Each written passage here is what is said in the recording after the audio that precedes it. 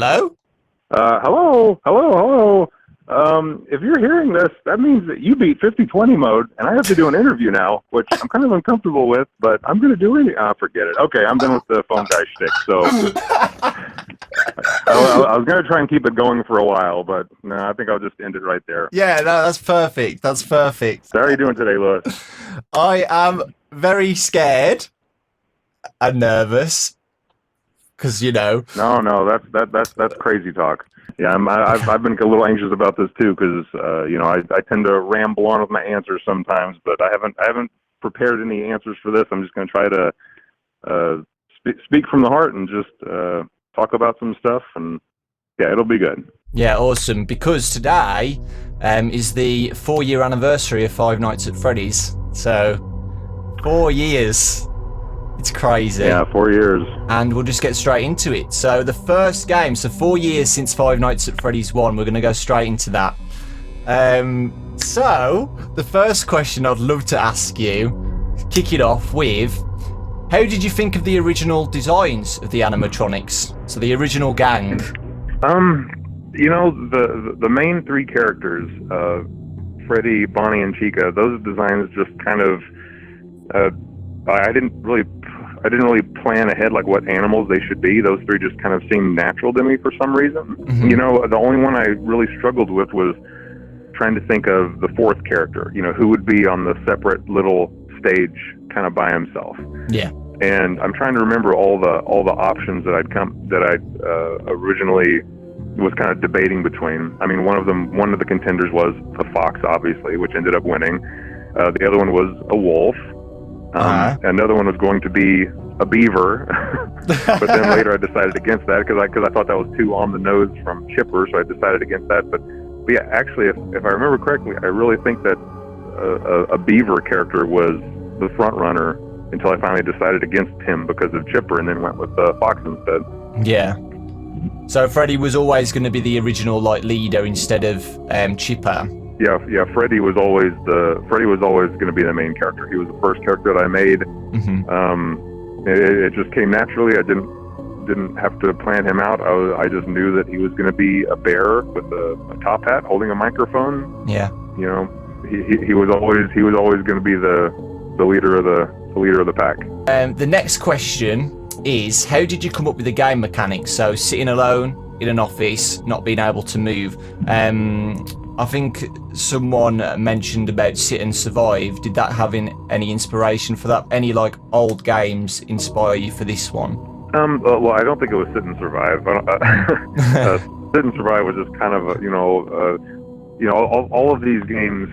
Well, then again, I guess it was my mindset at the time, because my mindset at the time was to make smaller games.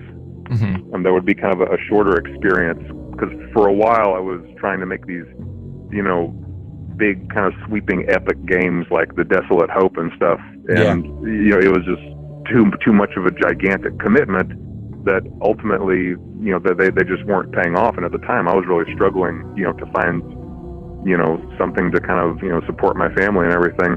Mm-hmm. And Five Nights at Freddy's was kind of the result of me switching to this idea of making these shorter experiences so I can make a bit faster, without committing, 2 years to them, while also, just making it a really robust experience. It's just a shorter game, Yeah. So I think that played a big part in it. Everything is designed to where you see everything right away. Mm-hmm. As soon as you jump in, you're in the experience. And so it doesn't matter if it lasts for 5 minutes, 10 minutes, 30 minutes, an hour. You're in the middle of it right away. Mm-hmm. And yeah. Did anything change along the course of making FNAF 1? I don't think I had any problems. Lots of the stuff that was in there, I don't know. Five Nights at Freddy's 1, I think just was a result of just all the right ingredients to be there. I threw a bunch of stuff in there, and then people would the people who tested would kind of give me, saying, I'm not my kids. I let some other people test it as well. But they would give me some advice. Like one person said, "Oh, I think you should leave out phone guy. I think that's too much exposition." And then, you know, my mother jumped in and said, "Oh, I don't think you should have backstory about anybody getting killed. You know, I don't think the game needs that." You know, and then I think I've made a lot of good decisions about what to leave in, you know, and what to take out. And it was just all the right ingredients. All the right ingredients were there, you know. So, yeah, I'm really happy with how it turned out. It really stood out from all of the indie games everybody was playing at that time. And that's definitely how it became successful. It just stood out from any other horror experience as well. So yeah, good job. You know, really good job. Speaking about that, about it exploding, did you think it was going to, you know, get a huge reaction on the internet? No, of course not. I mean, like I said, at the time, you know, I was just trying to, you know, make a bunch of little games to kind of, you know, help support my family. And at the time, I think I was making, you know, slot machine games, and just, you know, anything would bring in an extra, you know, $40 or $50 a month, you know, and just trying to accumulate all that stuff up. So no, whenever I mean, don't get me wrong, you know, that wasn't just an afterthought of a game. I mean, I put a lot of, you know, time and effort into Five Nights at Freddy's, obviously, but as far as, you know, expecting it to explode, no, of course not. You know, I remember whenever I released it, you know, I didn't get it on Steam or anything. It was a website called Desera at the time, which was just more immediately welcoming of, you know, anybody who wanted to post games. I think there are other sites that do that now. But, you know, I was watching the download count on that, and I was watching it just kind of skyrocket. And, you know, then eventually my wife would come over and she'd be like, let me look at the number. Let me look at the number. She'd come over every 10 minutes wanting to see, because she was just astonished at how quickly that number was just going from, you know, 5,000 downloads, 10,000, 15,000, 20,000. It was just going through the roof just by the minute, you know. And it really, at the time, I was just kind of enjoying it that evening. I was like, well, you know, this is great. You know, this is, you know, but it'll be over tomorrow. You know, and that was really my mindset. It's like, oh wow, this is, you know, it's a big spike. Everybody's really enjoying it. I wonder what I'm going to make tomorrow. You know, I had no idea that 4 years later I was still going to be in the middle of a bunch of, you know, Five Nights at Freddy's projects. Yeah, that's awesome. That's really awesome. Do you have a favorite memory of Five Nights at Freddy's 1? Yeah, I do. And it's the first jump scare for me, and the first jump scare for my two kids, you know. And it was all Bonnie, which thrills me, because Bonnie is kind of the only one that I think is a scary design for me. Like, I've never had a nightmare about any of my own characters except for Bonnie. But yeah, I remember when I was developing the game at the time, Bonnie was just a still image and not an animated jump scare. I just had an image of Bonnie up in your face for whenever, you know, he had reached you. Yeah. And that startled me. You know, I was flipping through the panels and stuff, and I was intentionally I was testing out the AI. Yeah. You know, I think I even had a little map showing me that there was a little red dot moving through the building. But even though I was expecting it, I put down the monitor and there was Bonnie looking at me, and it was upsetting. You know, it was startling. Yeah. You know, and now, you know, now that doesn't really startle anybody anymore, but at the time, I don't know, it got me. And so then I was after I'd animated, I was letting my two sons play it, and I was getting to, you know, watch I had a good seat behind both of them, so I was able to get a good view of them playing and what they were playing and everything. And I knew what was coming, and they had no idea. and you know, and the younger of the two, he got jump scared by Bonnie, and he just launched backward in his chair. You know, good times tormenting the children. I mean, you still do. You made them test Ultimate Custom Night as well. 4 years on. No, I'll tell you what. You know, my two sons, Ian and Braden, they've been great. They've been great supporters. You know, all these years, I couldn't have done any of this without those two. You know, they've been just faithful beta testers for me. You know, and whenever they were really little, you know, I'd pay them through ice cream and stuff like that. But I made a big mistake this last time with Braden. You know, obviously I don't make them do this, so, you know, I tried to incentivize them. And Braden and you know, Braden's gotten wise to it. He's like, well, you know, how about if I go through and beat all these challenges, you know? And so I just thought, well, you know, I don't know, I'll give you $20 for each of the challenges you beat, thinking he was going to beat one or two of them. I was like, yeah, he'll spend 30 minutes on this. You know, so I'll commit 20, $40, $60, whatever. He sat there and he did like a 12-hour marathon on that game. He was playing it nonstop. He was raging so hard in there, and he completed every single one of those challenges except for like the last one, I think. Yeah. That boy made bank that day. He walked away with about $300. Oh, worth it. yeah, man. But it was totally worth it because he found bugs and glitches that would have been really bad. I mean, that's the whole point anyway. You know, he found these things that I needed to fix before I released the game. So okay, here's an interesting question about FNAF 1. Was there any reason why the kitchen camera was disabled, like due to gameplay limits on click team or anything like that? No. I just thought it would be interesting. I mean, you know, that mechanic ended up not really playing a big role in anything. I think originally, you know, I had wanted, and I did got better with this in later games, how to make audio play a bigger role in it. You know, I got better at that. But in the first one, that was just my attempt to make audio play a bigger part in it. Yeah. But yeah, it kind of ended up just being just something different and not really being a major mechanic or anything. Yeah, I mean, I think it was a good mechanic to know that Freddy was in the kitchen as well, because when Freddy's in the kitchen, he plays his music, right? That's right. That's right. So I think it does play a mechanic, because you know that Freddy's in there, and usually when Freddy's roaming around, you see his eyes, but you just see nothing inside there. So when you were making Five Nights at Freddy's 1, were you already planning on making a sequel, or any other ideas what were flinging in your head on what to do? I definitely left a lot of things open-ended, you know, in case I wanted to expand upon them later. I mean, obviously, like I did not have the entire story planned out, as I know there's much debate about that on the subreddits, like, oh, you know, is he some kind of mad genius that had, you know, 7 games planned out from the beginning? No, I didn't. But I definitely knew that the story I was telling in the first game was a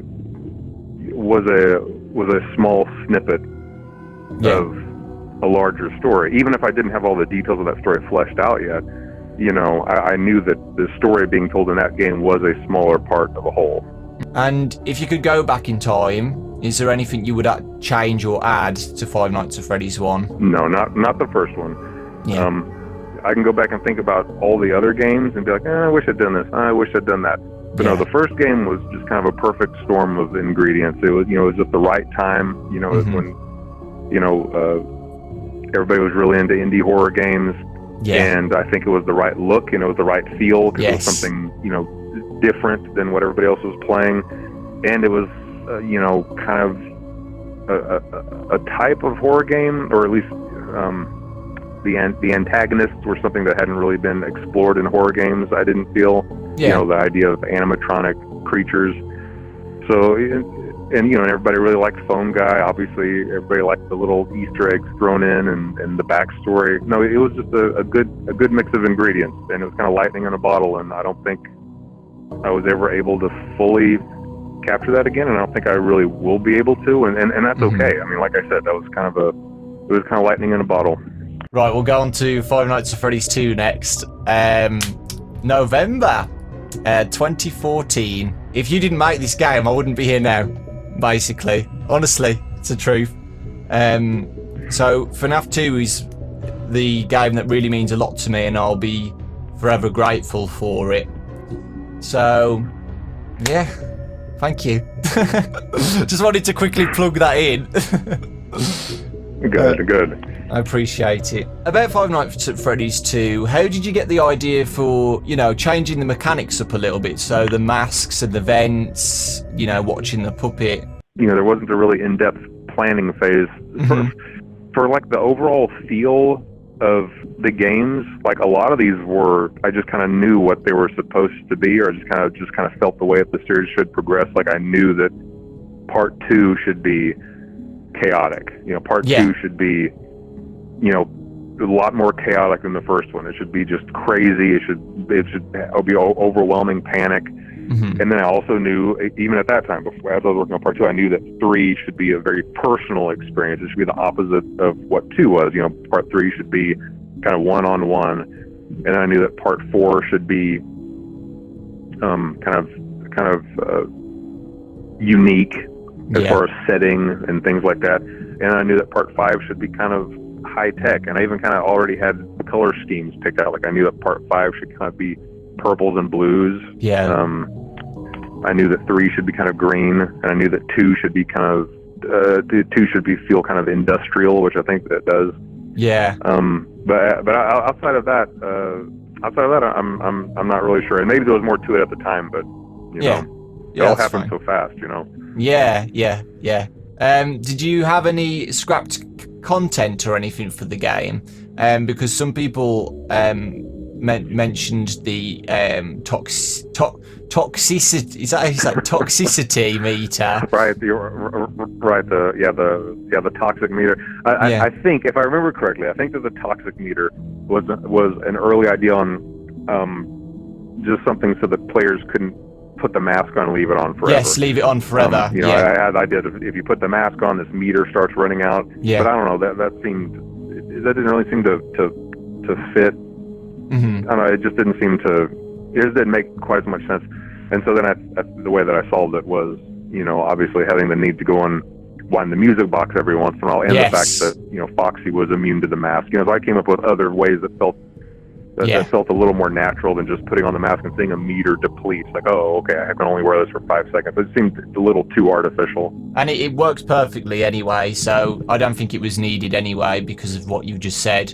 The things that you've added, you're not going to always keep the mask on forever anyway. So, was there a reason why you decided to remove Toy Chica's beak after she left the stage to make her more creepy, right? You know, once again, I'm not entirely sure what my mindset was on that. I think it was just kind of a way to distinguish her stage presence Chica from now I'm a monster coming to get you. You know, like if she's entered attack mode or something. You know. Once again, actually, I think maybe part of it is because, like, you know, a classic Chica, even on stage, was still kind of creepy looking, but the toy versions, just in their standing state on stage, weren't quite as creepy. I mean, I think Toy Bonnie still retains some of that, but like Toy Chica isn't really scary looking. Toy Chica by herself isn't very scary, I didn't think. And so removing the beak was just one thing to just kind of push it into, you know, making her look a little more uncomfortable. How did you come up with the mini games? Because this was the first game to ever have mini games. Was this to, you know, show the lore not on paper, if that makes sense? So, you know, instead of just giving like this and this and this, oh blah blah blah blah blah blah, the killer killed 5 kids, yada yada yada. But instead, you didn't show it on paper. You put into a mini game. Right. I think it was because, I don't know, I wanted to keep the gameplay experience similar, but I also wanted to make the game a little bit more fleshed out than the first one, and so that just seemed like a kind of a natural way to do that, where, you know, while not interfering with the gameplay, you know, putting it in kind of an unexpected way that would make it interesting, but while also not making the player feel like they're forced to sit through cutscenes and things like that. Do you have any good memories of FNAF 2 at all? Or bad? That was a really stressful time for me, I think, because obviously, you know, my life was changing a lot at that point. You know, there was just there was a big frenzy going on with just all aspects of my life, and I was really trying to work on that. But I mean, there's still good memories, but I just wouldn't want to revisit that. You know, it was really chaotic, and I was really stressed out. So I mean, all good memories, but I wouldn't want to revisit it. Okay, we'll move on to Five Nights at Freddy's 3 then. So this is when I emailed you for early access.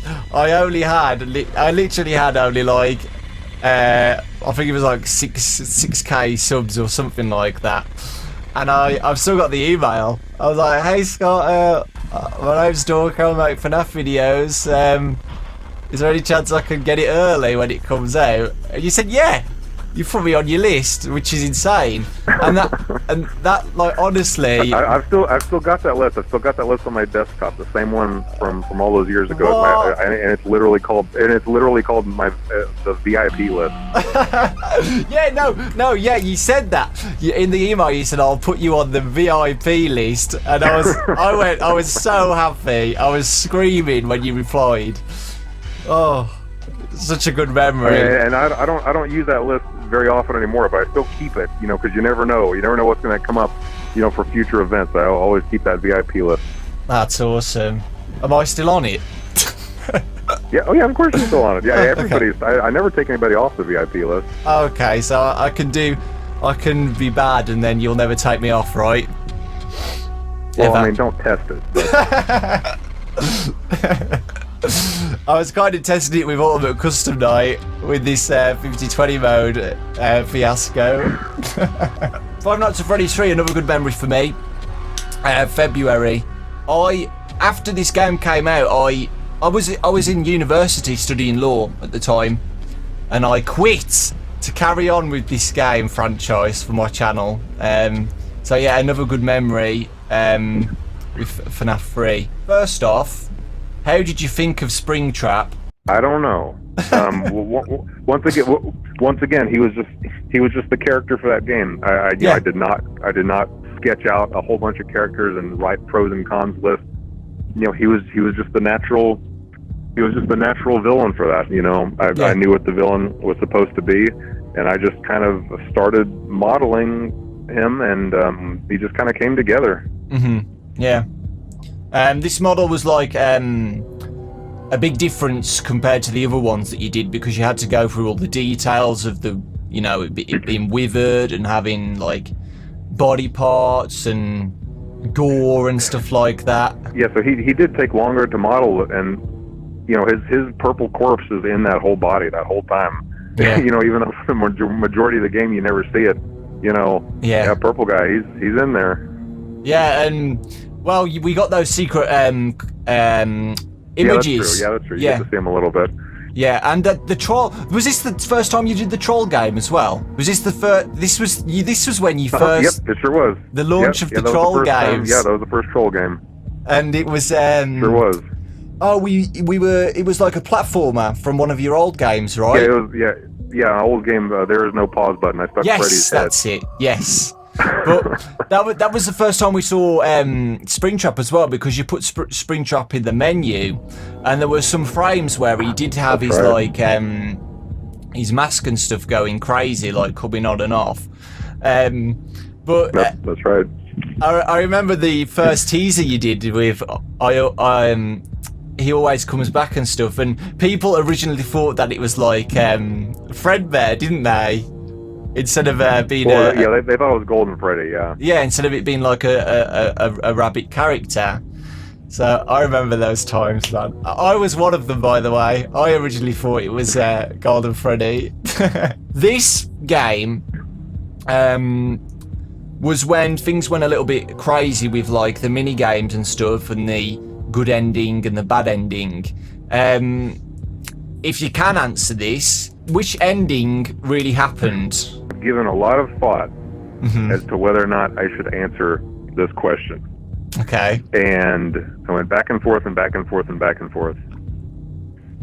And the answer is very interesting. Okay. The answer is very interesting. The answer is complex. Okay. However, I'm not going to answer it because it's only going to cause strife. I mean, you see the kind of trouble that erupts, especially several years ago. The flame wars that would go on over Mengel's gender, something as simple as that. Yeah. I mean, people with torches and pitchforks. No, I don't think I'm going to answer this one, I'm afraid. So, the good ending, it was very, sad, and it seemed like it was like the end of the franchise. Was this meant to be the final game? I think when I was making that game, in my mind, that was the end of a trilogy.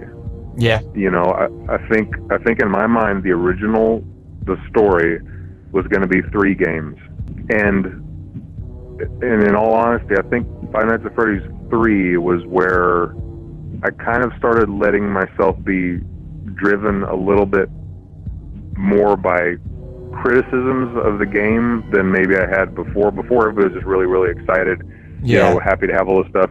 But whenever 3 came out, I really was starting to pay attention to criticisms. You know, for instance, you know, even though I may have, you know, in some, you know, alternate life, may have left the series alone at 3, people were not happy with the jump scare, and it's kind of as simple as that. People weren't happy with the jump scare of Springtrap, and that really bothered me. And so then that kind of, in my mind, I wouldn't let the series rest in a way, because I wanted to make another entry that was really, really scary again. Yeah. You know, and I think I accomplished that with Five Nights at Freddy's 4. You know, really focusing on really cool, really quick, unexpected jump scares that would kind of make you jerk. So yeah, so honestly, the series kind of was nudged forward by me wanting to improve upon the last entry. Okay, awesome. That's interesting. Speaking about Five Nights at Freddy's 4, this was the next one.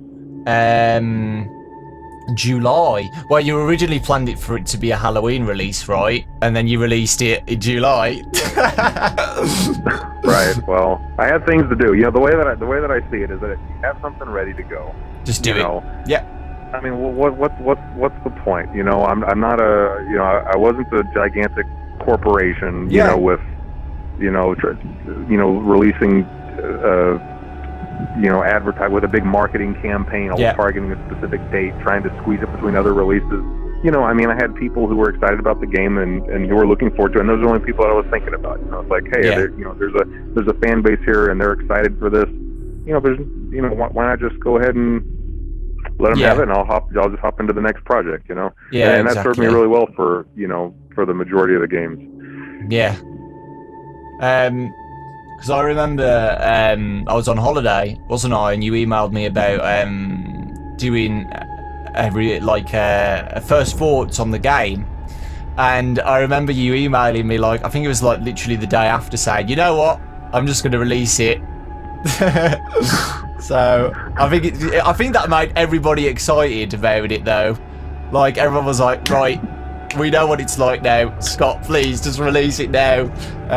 Because, and you did. So I think, like, you know, I played it on holiday, and I have a lot of good memories playing through it.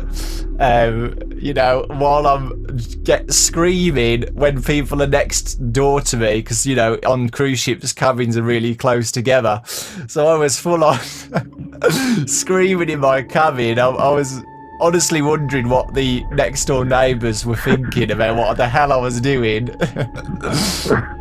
Well, I'm glad that it ended up being a good memory. Sorry to stress you out. You're not the only person that I stressed out, by the way. So don't feel like you were getting isolated, trying to cause you trouble. I think, if I remember correctly, right after I released Five Nights at Freddy's 4, I was sending out emails saying, "Hey, this game's out. Hey, this game's out." And I sent one to Markiplier, you know, and he emailed me back saying, you know, dude, I can't play this. I just got to, you know, this game conference just started. It's going to be going on for 4 days. You know, so I stressed him out too, because obviously at the time everybody was pestering him, you know, to play it immediately. And I think that he was able to, you know, being the good sport that he is, he's still just like you did. You know, even though you were inconvenienced, you still found time to, you know, do videos. Yeah, I always try to. If you remember with FNAF World, and I was in hospital, I still played it. yeah, that's right. You sure were. Yeah. Oh god. Oh, I could never miss anything ever. So with Five Nights at Freddy's 4, like you said, I think you basically answered this question anyway about the game and the mechanics. Like, you said that you wanted to make this more scarier. You know, back to, like, you know, being anxious all the time. And the interesting thing you did with this one is, I feel like every game you make, you try and implement a new mechanic that you haven't done before. And this one was specifically to do with sound. because you had to go to the doors and listen closely for breathing. And I think that impacted the jump scare like a million times as scary, because you know you full on listening to the game. You have to listen to the game. So when you get that jump scare out of nowhere while you're listening, waiting for them to breathe, you know, I think that really, you know, made the game stand out. Yeah, well, lots of the games were kind of experimental with different ways of initiating, you know, the jump scare to see what was really effective. And yeah, I think looking into, you know, this big dark chasm in front of you, not knowing if there's a face, you know, 2 inches from your own face looking back at you, and you having to commit to turn on the flashlight, and then I think that one really worked. Yeah, it's terrifying.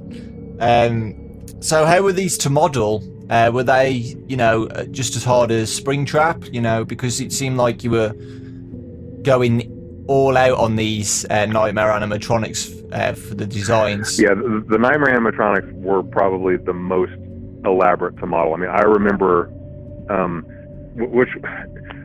anytime I start a new game, that's always the most difficult phase, is just starting into the modeling phase, because I know that it's going to take a really long time. It takes a lot of patience, you know, a lot of attention to detail. You know, the Five Nights at Freddy's 1 models weren't that bad. I think I modeled Freddy in 2 days, and then I think I took that model and adjusted to make Bonnie in another day. And then the ones from Five Nights at Freddy's 2 were probably about the same day, maybe, 1 or 2 days per character. I mean, that's working all day on them, but still just a day or two per character. Yeah. I think Springtrap took maybe 4 or 5 days to make him. Yeah. And each of the Nightmare animatronics, I think I spent about a week and a half on each one. Right.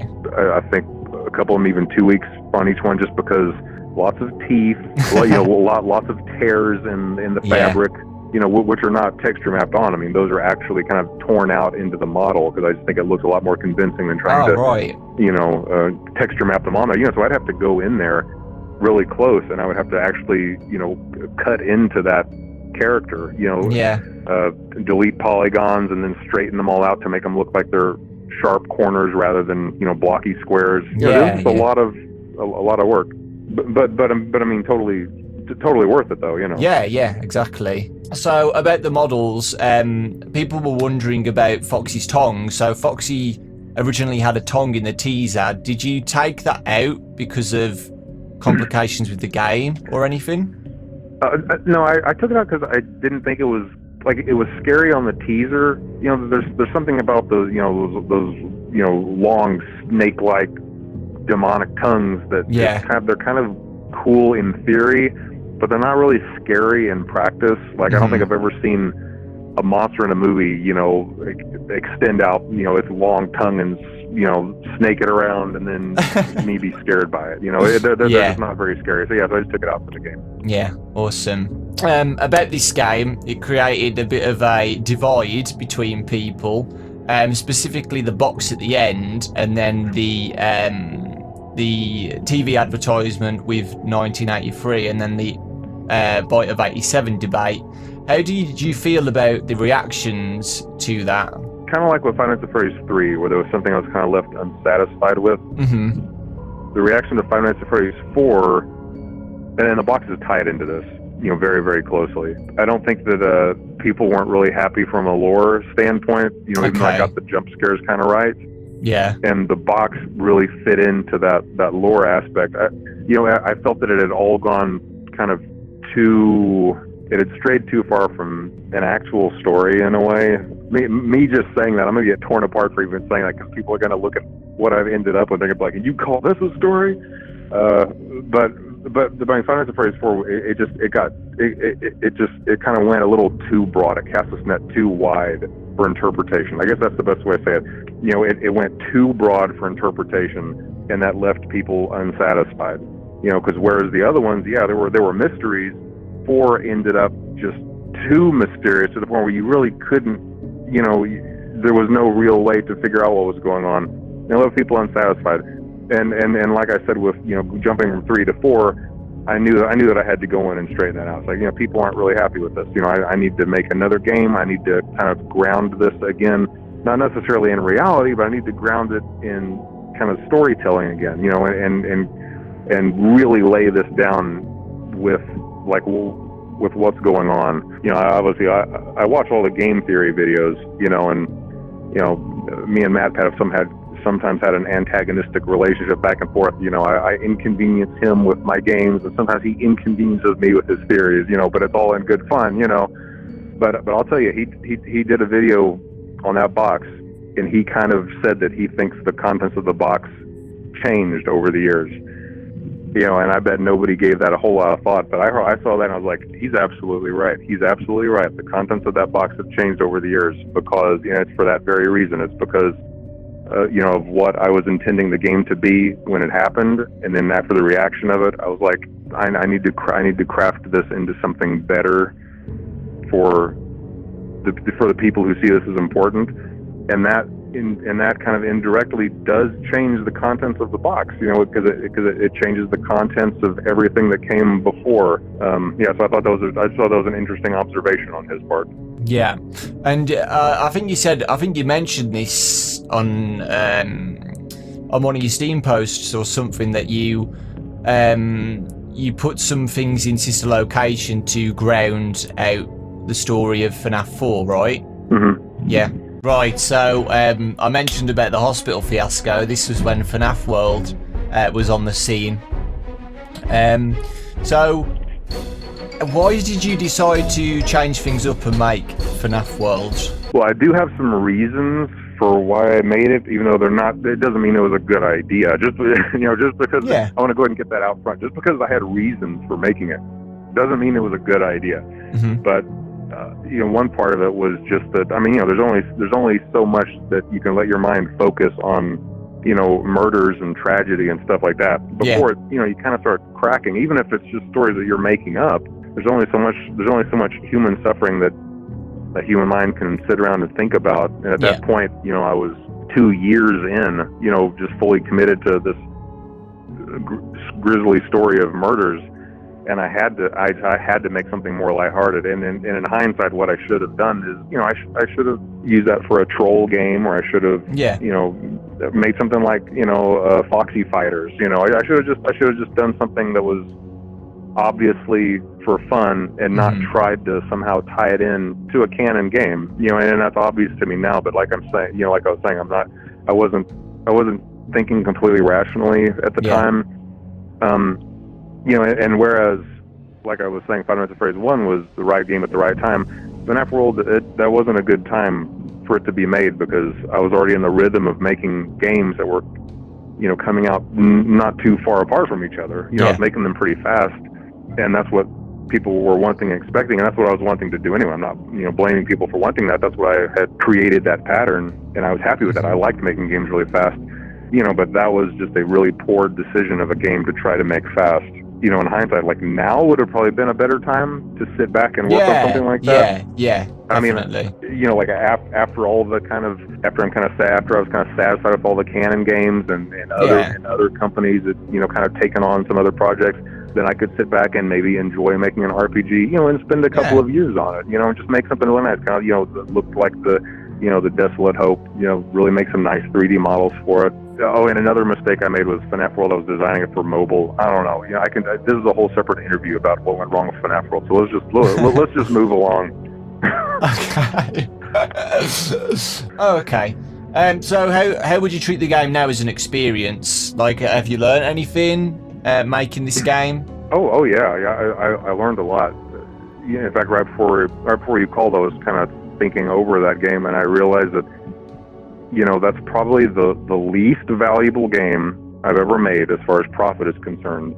But it's also the single most valuable game out of the entire franchise. And the reason is because what I learned from FNAF World is what is driving every single project going on right now. It is serving as the gemstone of quality control in my mind, and it has solidified exactly what I have to do going forward. If I was treating the movie as I was treating my game series at the time I made FNAF World, we would be 3 movies into the FNAF movies by now.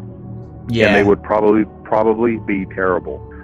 You know, if I had the mindset that, oh, hey, it's Five Nights at Freddy's, people will love it, you know, regardless of quality, then we would already have several movies and they would all be terrible. I mean, you know, and this, you know, Ultimate Custom Night would have come out way too soon, and it just served as a really important lesson for me that you should never take. It taught me to never take for granted.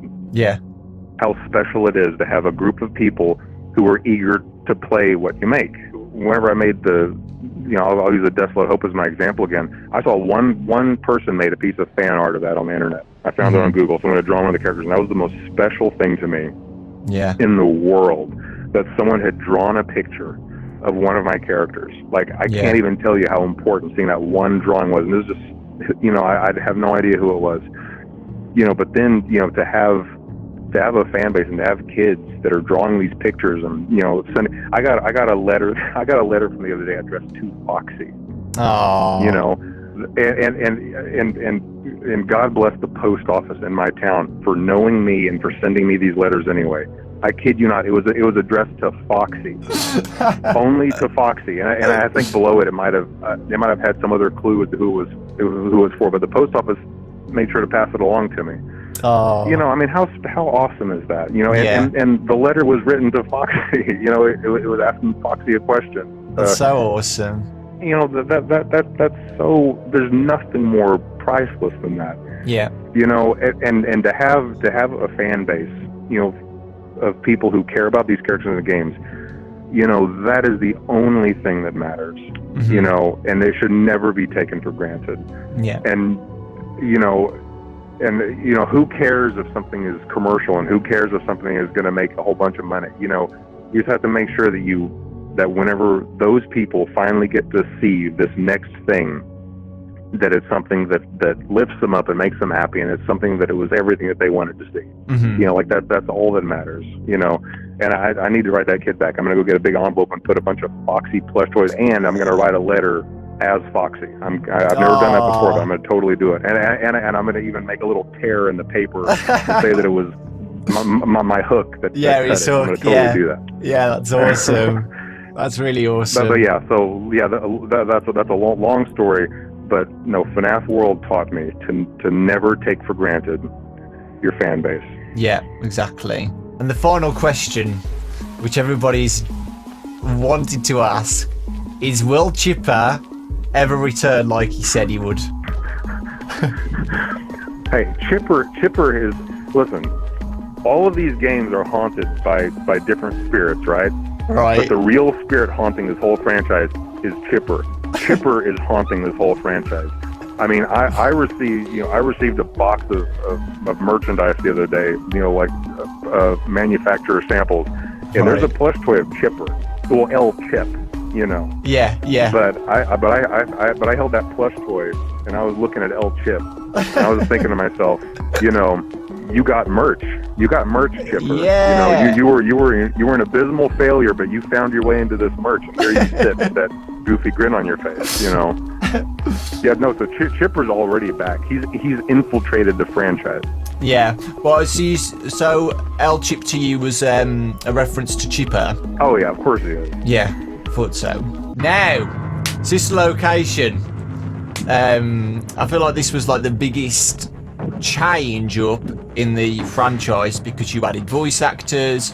You know, you went beyond the limits of Click Team to a lot of people, where, you know, you added a sense of free roam in this like huge location. Is that maybe why you decided to put voice acting in, to change things up a little bit? I think for Five Nights at Freddy's 1 through 4, I consider that all like one sitting for me. Like I sat down, I feel like I just sat down and made all 4 games in one sitting. Yeah. And it was only after that I sat back and thought, you know, how can I improve upon this? How can I add something new? And so that's when I was, you know, entertaining new ideas in my mind. Yeah. And yeah, voice acting just kind of, I don't remember exactly what it was, but man, I'm sure glad that I did. You know, I bumped into just some incredible talent, you know, that I got to use. Obviously, I mean, almost all of them, if not all of the voice actors I got for Sister Location have come back to reprise their roles or other roles, you know. Yeah. Exactly, that's awesome. Amazing people. Yeah, they really are. Hello, by the way, voice actors, if you're watching. Hello, voice actors. So I think you've basically answered some of these. So I asked like what inspired you to make the game style so different. I mean, like, I think you've answered that throughout the interview. You just wanted to make something different compared to the others. So how were these two model and design? I think the sister location characters are probably were my favorite ones to model. I really like the metallic kind of look. I always kind of tend to lean sci-fi, which has actually gotten me in trouble a couple of times with this franchise. You know, anytime I try to lean sci-fi, which is my natural inclination, you know, people are like, "Hey, whoa, this is a horror story," and then I have to somehow try to guide it back, you know. And then rightfully so, the first game's a horror movie, it's not sci-fi. But yeah, I don't know. I just I wanted it to be sci-fi. I wanted it to look really sleek and polished, and you know, I really enjoyed modeling all of those characters. And yeah, like I said, I think those are probably some of my favorite characters of the series. So here's an interesting one, which I don't know if you're going to answer or not. So in Night 4, when we're inside the suit, a lot of people wanted to know, whose suit is that? Whose suit is that? I'm afraid I'm not going to be able to answer that for you. That's fine. That's going to have to remain a topic of discussion. Any memories or favorite moments? I really enjoyed making that game. I have nothing but good memories about that. Yeah, awesome. I really enjoyed making that, and I really enjoyed working on the trailer. I think that's my favorite trailer of the ones that I made, and I loved seeing the reactions. Everybody just seemed to, and honestly, I think that's what creates the memories for me, is just seeing how things are kind of received. And you know, obviously, if something is received really well, then I know I did my job right. You know, and I know that I did something right. And yeah, being able so I think my favorite moment was getting to release that trailer and just seeing all the excitement from it. And I knew that I was on the right track. Awesome. Yeah, I loved that trailer. I think I did a reaction. Yes, I did a reaction. I loved it. They're so good and different as well, compared to your other trailers too, because I think the favourite trailers from you, to me, are most likely FNAF 3 and Sister Location. I love it when you put like your own cutscenes in the trailers. I think it's really awesome. I have no idea how you did that. How did you do that, if I can ask that? Like, how did you put the models in cutscenes? Was that with Click Team? I don't know anything about this stuff.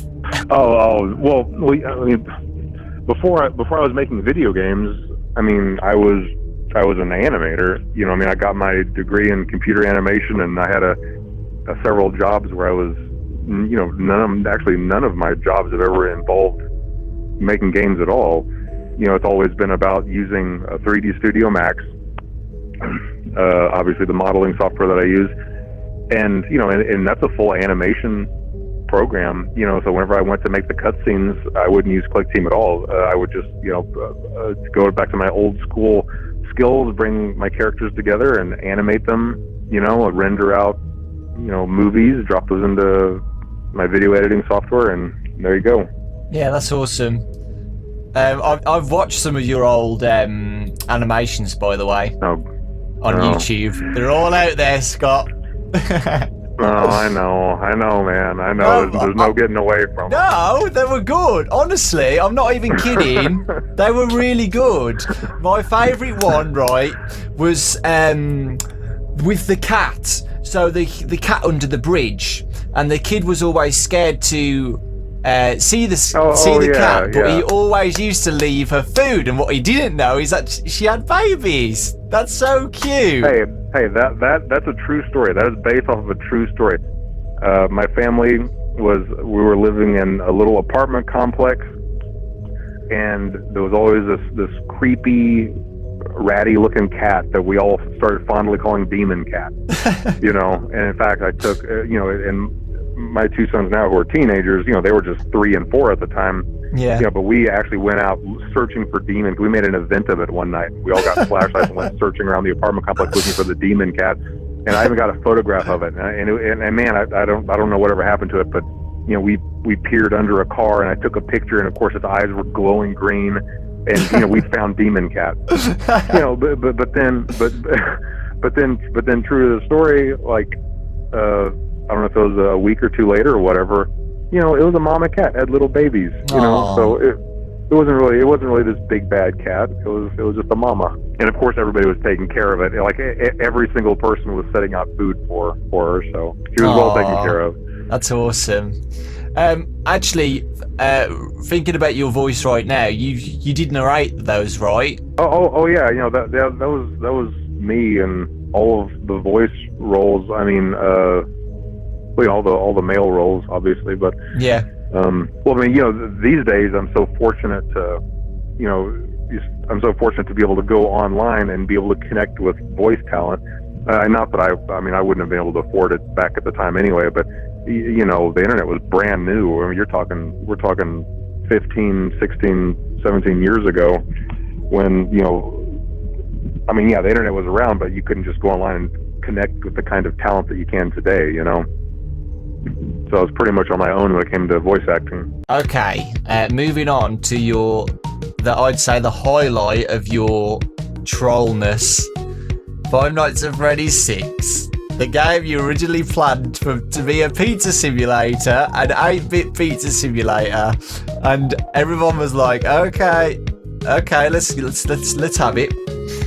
And you released the whole game without anybody knowing anything for a whole year. Like, why? Just for the surprise. Well, no, there actually was reasoning behind it. It wasn't just to be a troll, okay? And the reasoning was kind of complicated, and it was not a fun year. I mean, that was a game that was born out of necessity, because I needed to kind of bring a conclusion to several events from the series. However, whenever I was in the early stages of it, and I think I'd released a very early idea that I was working on another game, but I think it was someone on Steam that just made a passing comment. It was just a passing comment. You know, nobody paid any attention to it. You know, he'd better not just start teasing a game like he always has been before, you know, because it's just not going to cut it anymore, or something like that. I don't know. It was just some passing comment, but it just made me start thinking. It's like this next game, I really can't do that. You know, I can't just do the same thing that I did before. I can't just start releasing teasers, because for some reason at that time I just knew that if I went through another year of just releasing teasers, that would give everybody a lot of fatigue. Like that would fatigue people. That would wear people out, and it was going to rub people the wrong way. You know, I can't explain why I felt that way, but I just really felt that way. But at the same time, I needed to resolve a lot of issues with the story. And so those two factors combined, that's the way that I handled it the way that I did. I worked on that game for a year in secret, all the while the fan base was, you know, getting pretty agitated that, you know, I wasn't talking to them and I wasn't working on anything. But I knew that was the way that it just had to be. It had to be this way. This game could not have a lot of hype behind it, because that wasn't the purpose. The purpose of it was not to make a lot of money. The purpose of it was not to build a lot of hype.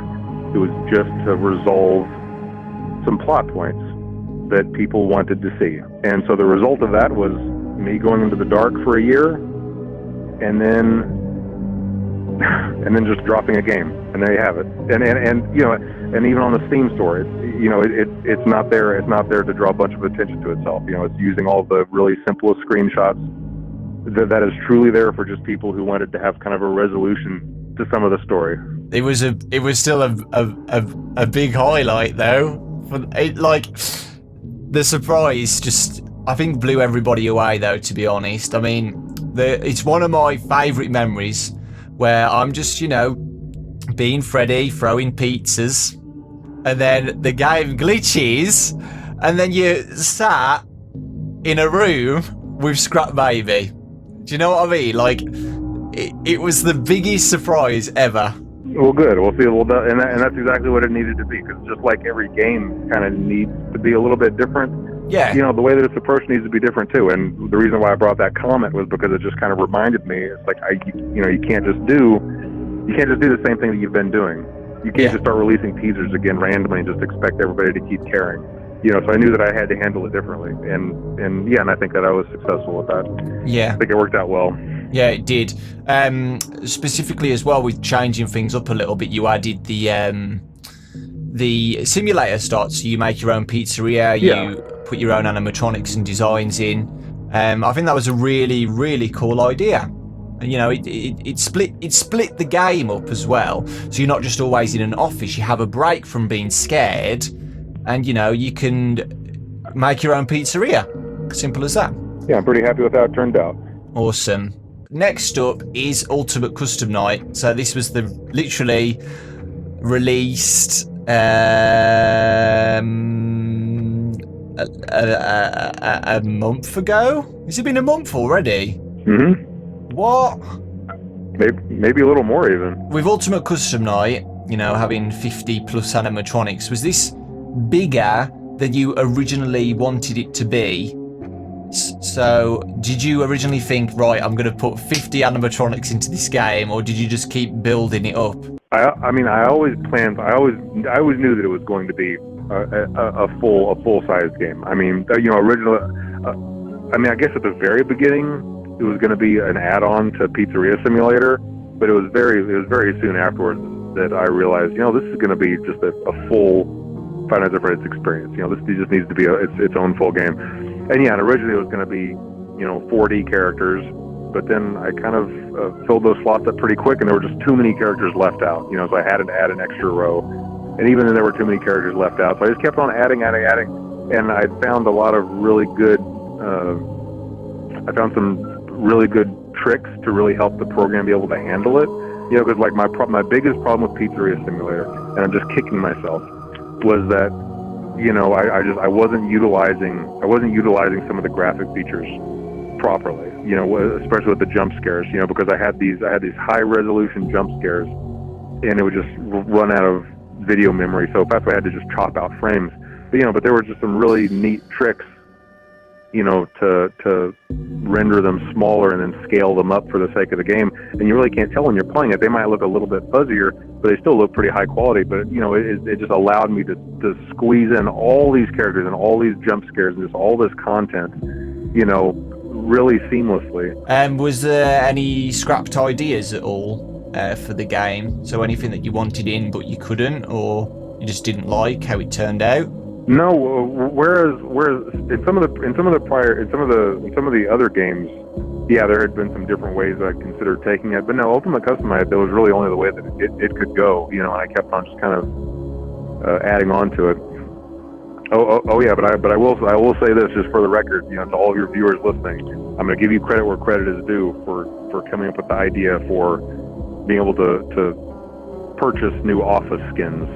Because originally I had it to where they would just randomly pop up. You know, whenever I gave you that original test copy to play, you know, you had a 1% chance of each of those offices appearing, and you made a comment saying, "Hey, it'd be cool if you could unlock those." You know, and then I changed that, and now I think it's a great feature of the game. So awesome!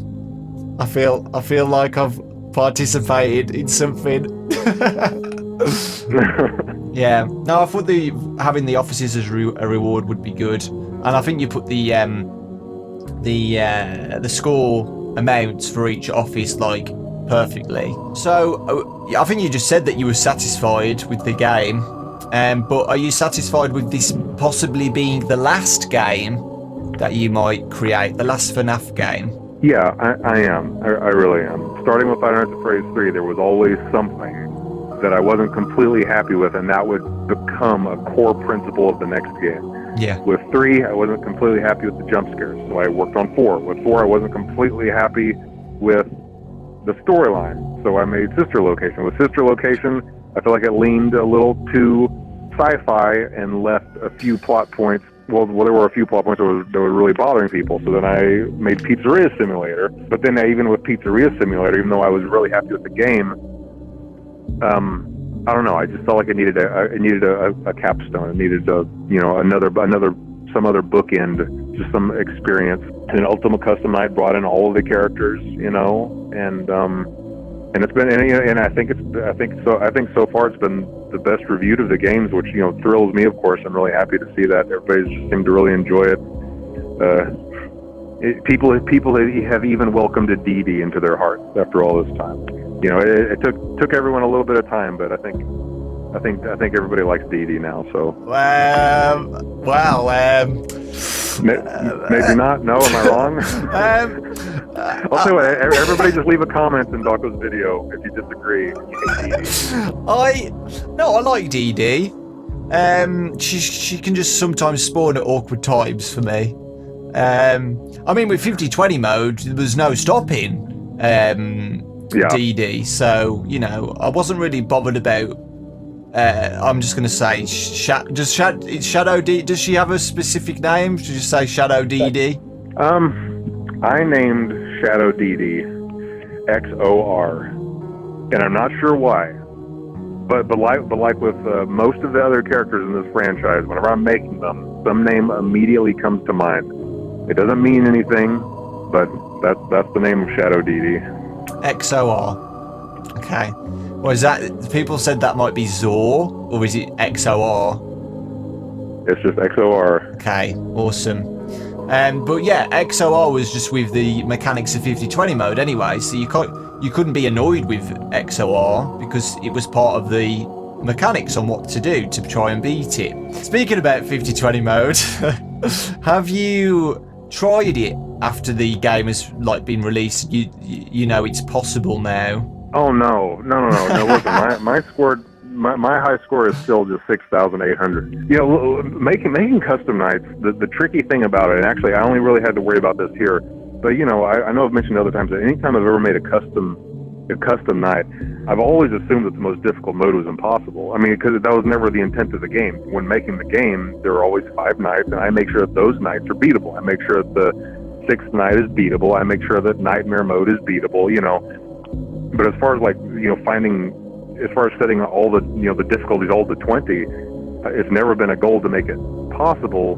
And really one of the main reasons is because if I ever get to a point where I could beat it, then everybody else would beat it within the first 12 hours of the game being released. You know, I mean, me being able to beat something is not a super high bar to clear as far as, you know, someone else being able to come along and beat it. With Ultimate Custom Night, it was really tricky because unlike the other games, there was a burden on me to make sure that it could be beaten. And this is one of the areas where I think, you know, all these years of designing games really benefited me, because even though I could never beat it, and I still can't beat it, everything was designed in such a way to where I was 99.9% confident that nothing was going to conflict with something else in a way to where it would genuinely make it impossible. And it will, okay, with one exception. One oversight might have been the whole issue of coin collection, because I think I do agree that it might have actually been impossible to collect enough coins, you know, but other mechanics provided kind of a backdoor to solve that. You know, I mean, being able to keep something on your camera and them not moving, you know, that is intentional. It might have been, you know, used in ways that I hadn't intended, you know, but it was intentional, because obviously you don't want to have a character on screen and then suddenly pull down your screen and jump scare you. That would be teleporting. It gives you know, it's kind of immersion breaking if something is one place, you know. So the idea of locking them in place by watching them is a game mechanic, and it was used by everybody in a really clever way to kind of bypass mechanics that might have otherwise made the experience unplayable. Yeah, exactly. That's awesome to know. So the watching the plushies was intentional, where they couldn't get you, basically. Yeah. I mean, well, you know, and like Lefty there are several characters to play that way. Lefty is one of them also. As long as you keep the camera on Lefty will never attack you. I mean, that's kind of been a feature in, I think, pretty much all of the games, or at least many of them. Yeah. I think you could actually get 30 Faz coins, by the way. I didn't try that though, because what we what we did was we kept lifting up the monitor, which made BB and JJ and Helpy spawn. So we just, you know, we could get 10 Faz coins for the Def coin in literally 10 seconds. So I think it is possible to get the plushies if you just, you know. I think it was just like a month ago that someone finally beat Custom Night for Sister Location before the patch came out. Oh, you know, yes, I saw that. Yeah, with the power. Someone did that. So I'm sure that, so who knows? Maybe 6 months, 9 months, a year, 2 years down the road, someone's going to take it upon themselves to beat Custom Night. No death coin, buying all the plushes. Yeah. And just really torment themselves with that, and that'll be interesting. Yeah.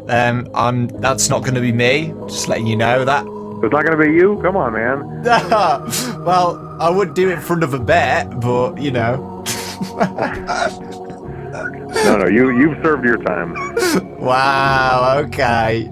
I don't think I would be able to, honestly. Maybe, like, for a charity stream, like, something like that, I could maybe do something with it. But, yeah, Ultimate Custom Night. One of my favourite games, by the way, in the series. It's on the top for me. Good. Really, really awesome. And a nice send-off as well, Scott. Bringing them all together. Yeah. You know, and I feel like it was a great send-off to the game. And I think it's left a lot of people satisfied as well, though. That's a point I wanted to make. I'm satisfied, just letting you know that. And I think a lot of people are satisfied with this too. Like, you know, we understand that it's the last one. And, yeah, speaking about it being the last... That's all that matters to me, so I'm glad to hear that. Awesome. You mentioned during the interview that you've watched Matt Pat's theories and stuff. Has there ever been a theorist or somebody you've watched on YouTube and you thought, you know what, this is actually quite close or like very accurate to the story I wanted to tell or something like that? Like if they were right, close to being right or something. Yeah, but I can't say anything whenever I see that. Yeah. You know, but like I said, I can't jump in and confirm it because then people would stop caring at all. Then they would just wait for me to come out and give an answer. To say something. So I would just have to look at that. So I would just have to look at that comment and just kind of nod to myself, like, "You got it. You know, you got it right, friend." But you can't say anything. But no one's gonna ever know. You know? Has that been hard to do that, to stop yourself from, you know, trying to reveal stuff? Because I remember a while ago, in the Matt Pat's live stream when we were all involved, you were putting things on the website about like some little hints and stuff to try and like guide us to the right direction. but we still never got it. It has been difficult, and the times that I have tried to step in and say something have usually been mistakes. Yeah. Because that's part of the fun of it, right? You know, people, you know, the discussion is just as much fun as that's what it's all about. You know, people really enjoy that, and the times that I've stepped into, I don't know, I've learned to just focus on making the games, and let the community do the talking, and they really enjoy that. But sometimes I'll see, like I said, someone say something that was way out there, and I want to jump in and say, no, that's not like one of the big things for a while was, you know, whenever Sister Location first came out, there was adult theory, and you know, and I saw that, and I'm like, oh no, you know, and it wasn't completely off base. Like I could see where it was being derived from, so it's not like it was someone just trying to cause trouble for no reason. It was just a theory, but I was like I have to step in, like I have to do something to fix this right away, and my response to that, to fix it, evolved into, you know, a pretty simple solution. I would just release a new teaser that would just kind of steer it in the correct direction. You know, and that was the right way to handle it. It's not to directly interact with the community, but to just release a new teaser, you know, that just kind of guides it back. And I did that very soon, like within a couple of days after adult theory gaining popularity, and I kind of guided it back to where it was supposed to be. Yeah, and then like I said, sometimes someone would get a good idea, but I can't say anything about that either. You know, I've just tried to monitor the community, monitor the comments, monitor the theories, and then when the group as a whole starts getting the wrong idea, that usually means that,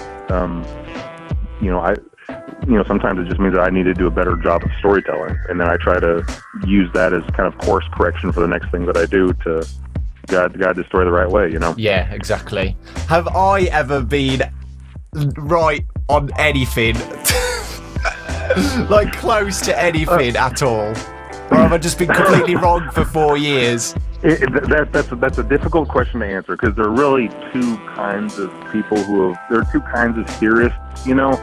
One kind is the kind of viewer or member or whatever who takes all the known facts and only uses those to put together a storyline. Yeah. You know, which is kind of what, MatPat does. Yeah.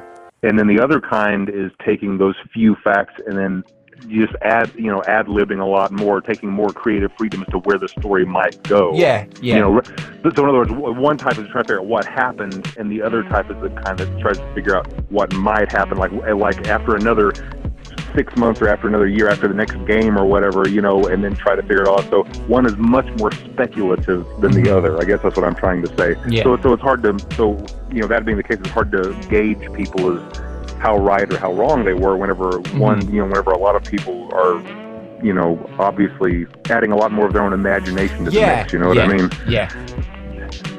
But I cannot, all right, I'll say this, I cannot remember a time whenever I watched one of your theory videos and just rolled my eyes like, oh my gosh, okay. He's lost it, so. Okay, I'll take that. Yeah, because I'm like, I just do videos on just ideas and stuff. Like, if I have an idea, I just say it, and because I like to try and make the community expand more. Do you know what I mean? Not just set their mind on one idea. Like, with any theory, there's always multiple ideas to something, and that's what I tried to do with Ultimate Custom Night and stuff recently. Is try to give the community ideas to have their own judgment on the game. I think MatPat has a lot of pressure to just do one set plan, because if he tries to go with other ideas and stuff, his audience start to think like, well, hold on here, you're going all over the place, you're telling us loads of ideas and not just one solid idea. Well, I mean, he's got a lot more pressure on him, obviously, just because of, the audience. Yeah. That goes with anything else. There's always going to be a lot more pressure on him and a lot more scrutiny and a lot more criticism, focused on him. I think he's managed it really well without. Yeah, he has. Yeah, I think he's done really well. Like I was saying, that's why it's hard to tell you if you've ever been really right or really wrong, because you lean more into the speculative crowd. Yeah. Your theories are much more speculative about what could be going on rather than trying to put together solid timelines and stuff like that, Yeah. Okay. Next question I'd like to ask is, how is the movie going? Because I know a lot of people have been wondering about this. The movie's been going really well. The first few years of the franchise, everybody was trying to get a movie out as fast as possible, like to catch the hype wave and stuff.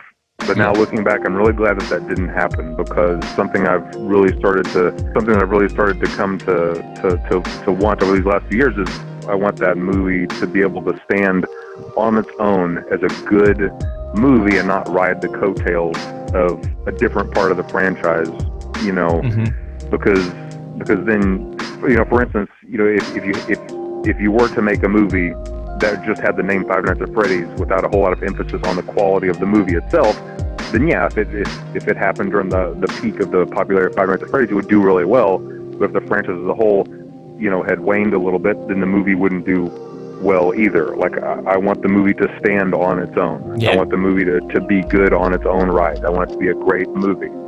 And for that reason, I'm really glad it didn't happen in those first few years, because I think too much emphasis would have been placed on getting it out as fast as possible. And, one of the challenges with the movie, and one of the reasons why it has taken so long, it's actually really difficult to It's really difficult to make a script of this. I've had the privilege of working with a couple of studios now, obviously, talked to a lot of directors. I've had a lot of scripts come across my desk. I've had a lot of ideas pitched. And, you know, one of the biggest challenges, and I've written 3 scripts on my own.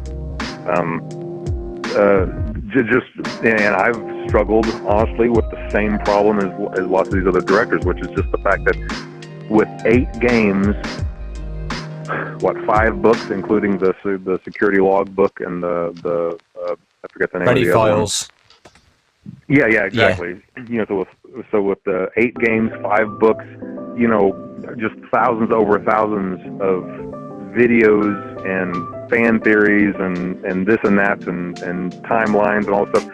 Too many, you know, the people I work with so far have either looked at it all, been completely overwhelmed, and decided to do something completely original, just start completely over, and obviously that doesn't work.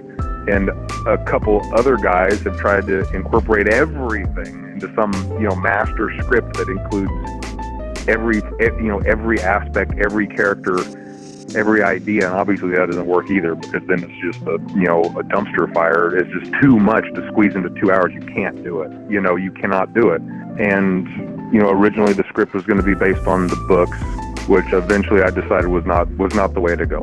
You know, the books were originally designed for people who just wanted extra stories. You know, they wanted a little bit more detail, more story, but that was never intended to be the definitive story of Five Nights at Freddy's. And people who go to see the movie aren't going to want to see a retelling of the books. They're going to want to see the first game. They're going to want to see a retelling of the story that got them interested in the first place. You know, the first game had the right atmosphere, the right characters, and that's what people are going to want. And ideally, if the first movie does really well, I think it would work great as a trilogy. Five Nights at Freddy's 1, Five Nights at Freddy's 2, and Five Nights at Freddy's 3, based on the first 3 games. I'm not going to go into the first movie with that mentality, though. You know, I've seen too many good movies get kind of sidetracked by trying to set up future movies. I'm not going to fall into that. I'm just going to really focus on telling a good story with this first one. But yeah, I've seen some interesting things, and I'm going to try to be really careful, you know, not to sound critical of some of the ideas that I've seen, because, like I said, you know, there were a lot of challenges to writing a script for this, even for me, because there's just so much information. But there are some things that I'm really glad never made it. You know, and one of them being that something that I actually heard on, I think it was a Matt Pat on a live stream, was musing about bad ideas that could potentially happen in a Five Nights at Freddy's movie. And one of the ones that he just brushed off and laughed about was the idea of plush toys coming to life. And I heard that, and that's another time where I wanted to jump in and say something, but I knew that I couldn't, because that is something that actually could have happened. You know, it wasn't a full-blown script, but somebody had that idea and could have implemented it, and there wouldn't have been a whole lot that I could have done about it at the time. So that's a scary thought, and that's kind of the risk, you know, of not really understanding a franchise really well, and then trying to come up with something that's I don't know, that would have been that would have been really bad. But yeah, I heard him mention that comment on his live stream. I was thinking to myself, you have no idea that actually almost happened. That specific idea, plush toys coming to life and taking over Manhattan, that actually almost happened. I actually kind of want to see that now, though. Well, you know, I don't know. It just, maybe it would work better with a different name, but yeah, I mean, the community's so talented and stuff. Maybe they could make a little cartoon or something, like an animation of it happening as a joke. I don't know, man. But yeah, in short, though, I think that everything's where it needs to be right now. You know. So what's next? You got any future projects or anything that you're working on? I'm gonna try to take life a little easier. I think I did finally get a couple of big deals signed with some companies, and I'll be able to provide details on that later. But there are a few a few big things in the works that are happening right now, which is the virtual reality game is going, and the augmented reality game is going. I know most people, the only example they can think of for augmented reality would be Pokemon Go. But really, augmented reality game just means you hold up your phone and then you see things are it kind of overlaid on the screen. Yeah. It's kind of half and half between what you're really seeing and then something superimposed. So, I don't think it's not going to have any kind of, you're not going to be running through the bushes in your neighbor's yard trying to catch Freddy Fazbear or anything like that. It's going to be something. I'm thinking it'll be kind of like a party game, something to do with your friends. Creeping through the dark, creeping through your house, and then somebody's going to jump out at you. Yeah. But that's in the early stages. But I think it's going to be really cool. So that's in the works. And I'm in talks with a company right now to start porting Five Nights at Freddy's to some major consoles right now, and I'm going to hold off on that because until I have more details on it. Yeah. But yeah, I'm really encouraged by that. For the longest time, I wasn't willing to sign on with any companies because I was keeping the series too tight under wraps. I really wanted to be protective of the story. I didn't want other companies to come in and add characters. I didn't want other companies to come in and add storylines. Yeah. And I'm still holding on to that. My deals with them are very, very specific. Mm-hmm. They don't have free reign to add storylines and characters. But I am more open to getting help now. I'm more open to letting other companies do what I can't do. Like, I don't know how to make an augmented reality game. I can't do that on my own. I don't know how to make a virtual reality game. I can't do that on my own. Yeah. So, awesome. But yeah, I'm working really closely. I've done my best to pick really good people to work with. So, yeah, good things. Exciting, very exciting. So we've got these the VR, the AR, the movie, possible console port. So yeah, really excited. So I think a lot of people are going to be excited for those, definitely. If you could get the second, I think you've just answered this, but this is a little bit different. If you could get a second chance to go back to 2013-14, would you do it all over again in the same way? I don't know. I don't think I'd go back and. I mean, obviously there are little details I want to maybe polish up on, but no, I wouldn't change anything.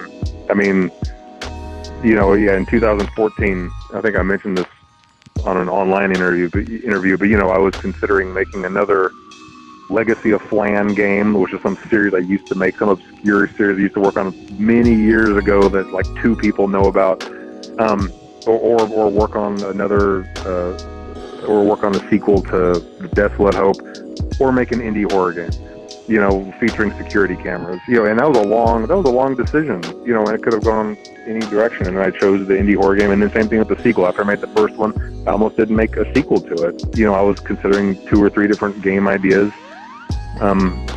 But no, everything turned out for the best, I think. I wouldn't go back and mess with it.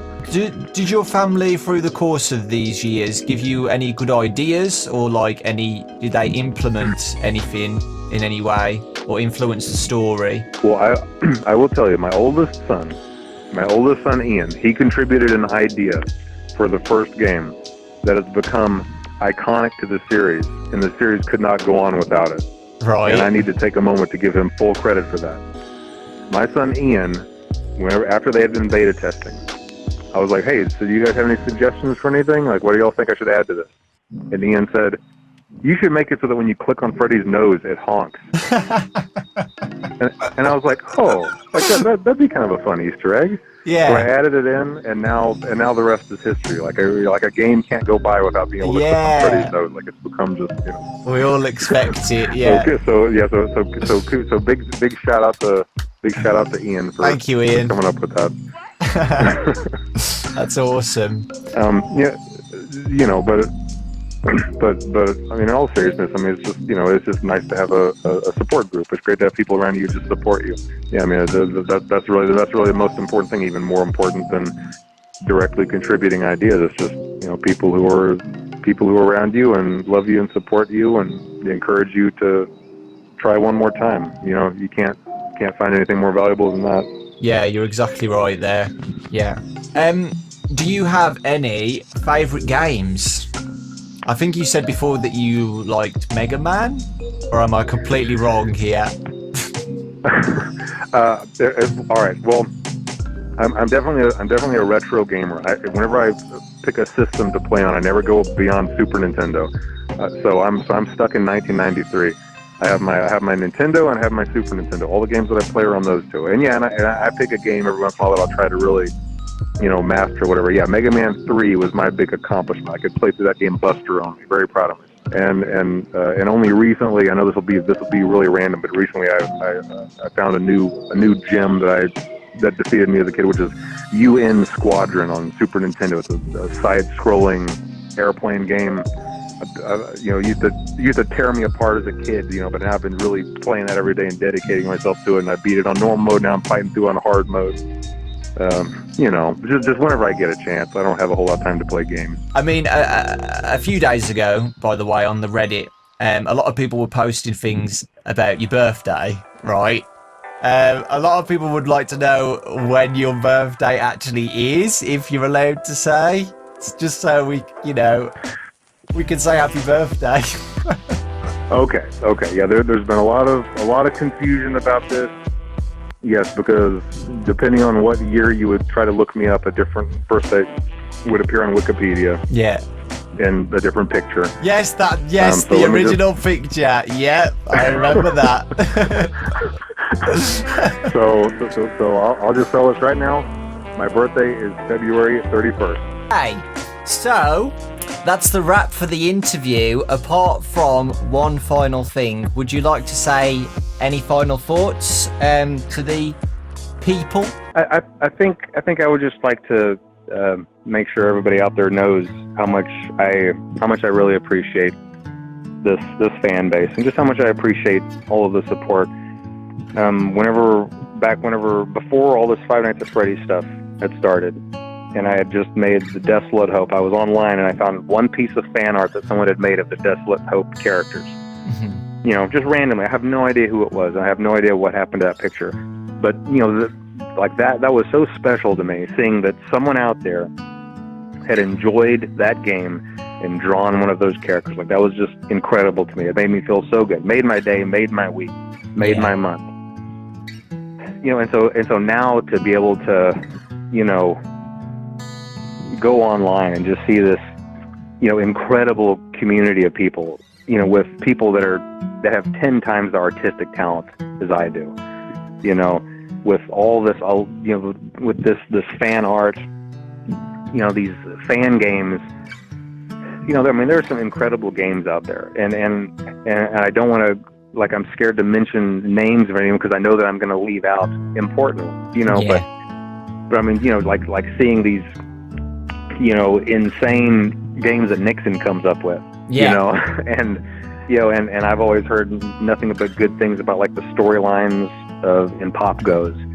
And then, you know, the artistic direction of games like Flumpties, you know, and this, like, everybody has these specialties where they just flourish in the stuff that they make, you know, and like, you go into Game Jolt and just see these pages of all these really cool ones, you know, and I picked out a few, but, you know, because, you know, those are probably the more experienced members of the community, but, you know, I don't want to overlook people who are up and coming game designers who decide to make fan games as their first game.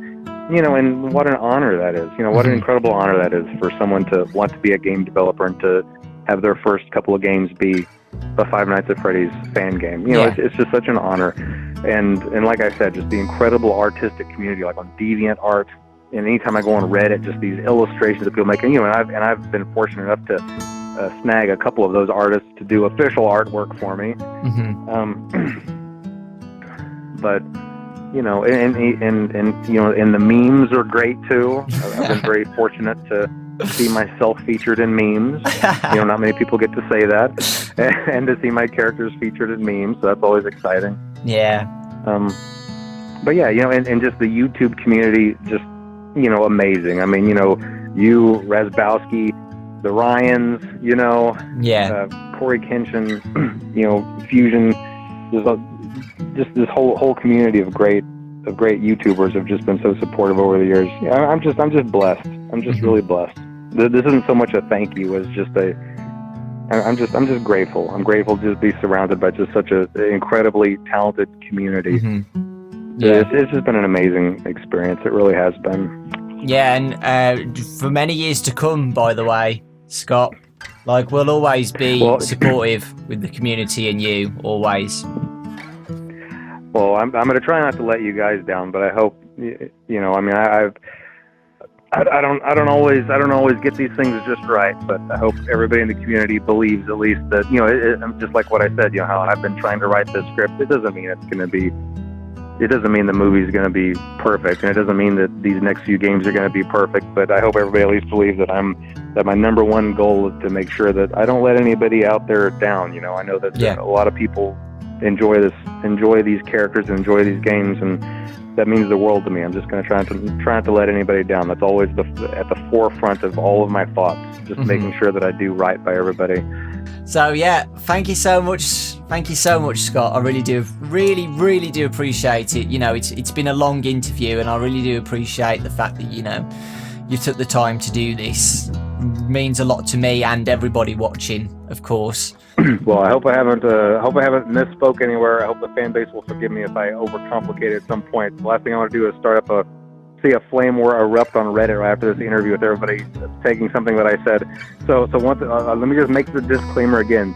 Like, no lore has been hidden in this interview. Like, this is all off the cuff. Nothing was pre-planned, you know. And this is just some guy, you know, talking about his experiences making the game series. So I hope nobody will read, you know, too much into that, you know. But yeah, this has been a lot of fun, Lewis. I really appreciate you taking the time to talk with me. Thank you very much. And yeah, that's what the community's like, though. They try and think about things too much.